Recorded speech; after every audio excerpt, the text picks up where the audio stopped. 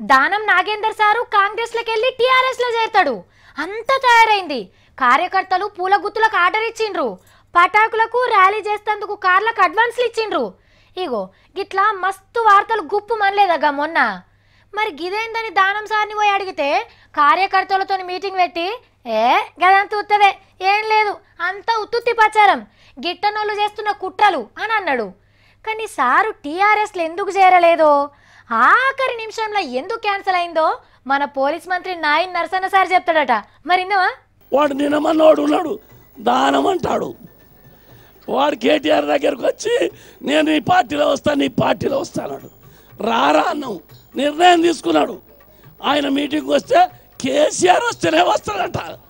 నీ ఏమో third class కానివి, నీ కేసీఆర్ వస్తాడరా, నీ కేసీఆర్ వస్తాడు. ఇన్నరా కేసీఆర్ సారు పువ్వుల గుర్తిచ్చి మెడల గులాబీ కండువ గప్పితేనే కారెక్కుతా అన్నాడట దానం నాగేందర్ అన్న. సీఎం సార్ ఒప్పుకోలేదట, ఆయన రాలేదట. ఇంకా సారు బిడ్డ నీ కుంభకోణాలని బయట పెడతాం, నువ్వు ల్యాండ్కి రాబారు, నిన్ను చౌరాస్తాను నిలబెడతాం బిడ్డ, వదిలిపెట్టే సమస్య లేదు. అంచె కోపంగాని ముందు తెలియదా అనే దానవన్న భాగోతం కబ్జా కోర్ను పార్టీలకు తీసుకోవద్దని ఎందుకనలేదు సారు. కానీ నాయన్ నర్సన్న ముక్కు సూటి మనిషి, ఏది కడుపులో దాసుకోడు. ఇంతటి బోలా మనిషి ఇంకెవరుంటారు చెప్పుర్రి.